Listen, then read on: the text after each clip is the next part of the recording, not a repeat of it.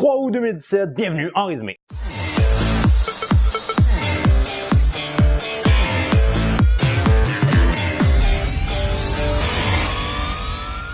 Bonjour à vous communauté, mon nom est Yves Lanty et bienvenue en résumé l'actualité avec une pointe d'humour et d'humanisme. Alors communauté, j'espère que vous avez passé une excellente semaine. Moi ce que je dois dire c'est qu'ici à Montréal, encore une fois cette semaine, il a fait vraiment très beau. Alors ça a été très appréciable pour moi au niveau de mes vacances parce que j'ai eu le droit à des belles journées qui n'étaient pas trop chaudes non plus.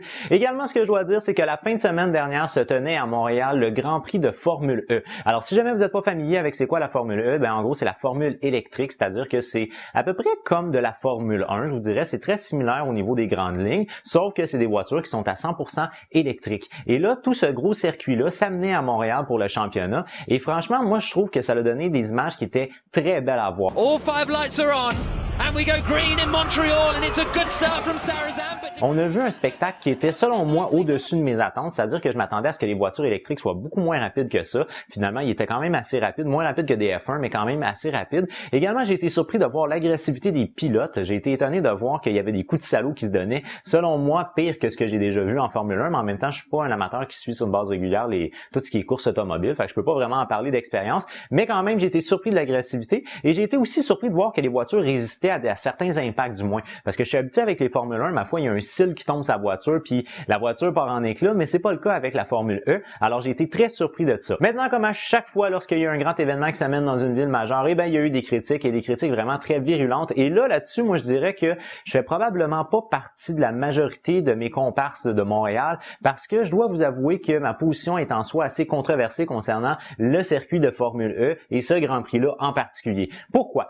Parce que de manière générale, les gens de Montréal n'ont pas nécessairement très bien reçu cet aspect-là. Première des choses qu'il faut savoir, c'est que le Grand Prix de Formule E ne s'est pas donné comme d'ordinaire les Grands Prix se donnent à Montréal, c'est-à-dire sur le circuit Gilles Villeneuve, qui est sur une île qui est adjacente à Montréal. Je pense que ça appartient à Montréal, mais c'est quand même une île qui est à part de Montréal, l'île Sainte-Hélène. Alors, ça n'a pas vraiment d'impact au niveau de la vie citadine de Montréal. Par contre, là, ce qu'on a décidé de faire pour la Formule E, c'est de faire un circuit qui était un circuit urbain. Alors, ça veut dire dans les rues de Montréal. Et plus particulièrement, on a passé aussi sur le boulevard René-Lévesque, qui est peut-être un des boulevards les plus achalandés du centre-ville de Montréal. Alors, pendant 3 jours, soit vendredi, samedi et dimanche, mais pas vendredi toute la journée, là, une partie de la journée vendredi, une partie de la journée dimanche, puis pour la totalité de la journée samedi, les rues ont été fermées pour le circuit, ce qui est en soi normal parce qu'il y avait un circuit qui était là. Et ça a fait énormément de controverses. Pourquoi? Première des choses qu'il faut savoir, c'est qu'à Montréal, depuis environ 2 ou 3 ans, on a des travaux partout. C'est le festival des cônes oranges, à un point tel que lorsque les géants sont venus à Montréal pour le 375e, on a eu des espèces de marionnettes géantes qui se promenaient dans les rues.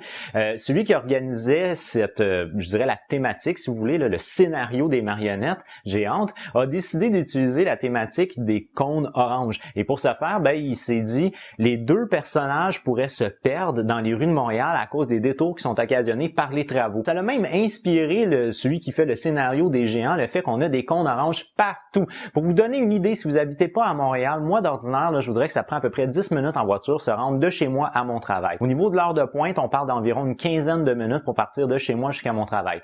L'année passée, ça me prenait environ 45 à 50 minutes pour revenir dans mon travail à l'heure de pointe. Alors, je veux pas que vous voyez ça en termes de 45 minutes, c'est long, mais plutôt en termes d'augmentation en pourcentage, c'est-à-dire que ça consistait à une augmentation de 200% de mon temps de trajet. Alors, pour une personne comme par exemple qui ferait un trajet de 1 heure à Montréal pour se rendre à son travail, ça pourrait prendre jusqu'à 3 heures avant qu'elle y arrive. Alors, c'est vraiment le bordel à Montréal partout à cause des travaux. Puis là, on a fermé encore plus de rues en plein milieu du centre-ville à cause de ça. Également, il y a eu beaucoup de plaintes concernant les gens qui habitaient là sur le circuit, pas sur leur circuit, mais je dirais plutôt sur le site du circuit, parce qu'ils pouvaient pas rentrer d'une manière facile, fluide chez eux. Il y avait besoin d'un pass pour être capable de passer sur le site du circuit pour se rendre jusqu'à chez eux. Alors, les résidents locaux, eux autres, se sont plaints de ça. Les commerçants locaux se sont plaints également parce que ça veut pas dire parce que tu as le goût d'aller manger au restaurant que nécessairement tu as le goût de voir la course de Formule E. Fait qu'il y a beaucoup de commerces qui ont perdu des clients qui n'avaient pas accès au commerce à cause justement qu'ils avaient besoin d'une passe pour entrer sur le site. Alors, ça l'a fait énormément jaser pour ça l'a fait énormément jaser pour la construction, ça l'a fait énormément jaser aussi au niveau de l'investissement monétaire qu'on a mis là-dedans, puis on se dit au final, ça valait peut-être pas la peine de faire tout ça. Alors là où moi je deviens très controversé, c'est sur l'aspect que je suis en total désaccord avec cette position-là. Pour moi, le Grand Prix a été vraiment une très belle réussite. Première des choses, ça l'a fait découvrir aux gens de Montréal c'était quoi la Formule E, soit la formule électrique. Donc déjà là, en partant, toutes mes félicitations pour ça. Deuxième des choses, je trouve que ça nous a offert vraiment une très belle visibilité au niveau international international parce que ça vend l'aspect, disons, électrique de Montréal. Et si vous n'êtes pas super familier avec l'économie du Québec, l'électricité est quelque chose de très important pour l'économie ici au Québec, entre autres au travers de notre institution d'Hydro-Québec, qui est une institution étatique, c'est-à-dire que ça appartient à l'État. Fait que Hydro-Québec est une institution qui est gérée en partie, disons, par l'État québécois et qui génère des profits année après année. Et là, il y a beaucoup de monde qui se plaignent que l'électricité coûte trop cher au Québec, ce qui est totalement faux. Hydro-Québec peut rivaliser avec à peu près tous ces différents compétiteurs qu'il y a au travers de l'Amérique du Nord. Les prix sont abordables. Puis même que pour la Chambre de commerce de Montréal, à une certaine époque, je ne sais pas si c'est le cas encore aujourd'hui, mais à une certaine époque, c'était un argument. C'est-à-dire que la Chambre de commerce de Montréal pouvait vendre le fait que l'électricité coûtait moins cher à Montréal qu'elle coûtait comme par exemple à Toronto ou à New York. Fait que pour vous dire à quel point Hydro-Québec est quelque chose de très important et qui investit massivement en ce moment dans l'innovation. Alors on essaie de pousser l'idée que un jour l'électricité va pouvoir rivaliser avec rien de moins que le pétrole. Alors si advienne qu'un jour on réussit à rivaliser avec le pétrole au travers des batteries électriques, ben à ce moment-là le Québec va devenir excessivement riche parce que ses connaissances vont être déjà poussées là-dedans. Et là, en utilisant le circuit ici de formule électrique, je pense que ça leur ferait une très, très belle plateforme pour cet aspect-là, très, disons, écologique, entre guillemets, là, parce que les barrages électriques, ça vaut ce que ça vaut au niveau écologique, mais quand même, c'est de l'énergie renouvelable. Alors, je pense que ça l'a bien vendu la ville de Montréal, ça nous a donné une très belle image au niveau international. On a vendu, entre autres, l'image des Bixi, l'image des taxis électriques avec les bornes qu'on a à Montréal, la fameuse, je sais pas trop, la route verte, je pense, qui part du Mont-Royal jusque sur le bord de l'eau. Donc, je pense que ça nous a donné une belle publicité au niveau international, puis ça peut être très intéressant d'offrir cette visibilité-là au niveau de l'aspect de l'électricité parce que dans un monde à venir, veut pas, l'énergie fossile va être remplacée. Puis si on réussit à avoir comme une autre option à l'énergie fossile avec l'électricité pour transporter comme par exemple des gros paquebots puis des avions, ben à ce moment-là, ça peut gérer un peu mieux les différentes récessions qui sont occasionnées par l'augmentation du baril de pétrole. Fait que moi, je pense que Montréal a fait un très bon coup à ce niveau-là. Maintenant, c'était la première année de 3, fait que c'est à la fin de ces 3 années-là qu'on va pouvoir vraiment conclure si ça valait la peine ou non. Mais moi, je dis franchement, bravo pour l'organisation. Ça reste à voir pour ce qui est de la vente des billets, parce que là, il y a des billets qui ont été vendus à des places qui n'existaient pas, puis il y avait des estrades qui étaient très vides. Il y a encore de la promotion à faire, il y a encore de la gestion à faire, on a encore de la place à l'amélioration, mais pour moi, c'était une très bonne première année. Maintenant, en guise de deuxième sujet communauté, j'aimerais ça vous parler d'une nouvelle qui m'a vraiment très frappé au niveau international. Et cette nouvelle-là, c'est quelque chose qui est en soi un peu drôle, mais en même temps qui est très sérieux. C'est-à-dire que j'ai vu dans le Daily Mail de l'Australie une nouvelle qui disait qu'il y avait une jeune fille âgée de 23 ans qui gagnait un salaire annuel de 500 000 $ en étant cam girl. Alors, si vous n'êtes pas familier avec les cam girls, ben selon moi, c'est ce qui va révolutionner l'industrie pornographique au niveau d'Internet. C'est un peu le même principe que Twitch ou bien que YouTube Live, là, c'est-à-dire que c'est des personnes qui se produisent en live, vous pouvez discuter avec eux au travers d'un chat public, puis vous pouvez leur envoyer du type.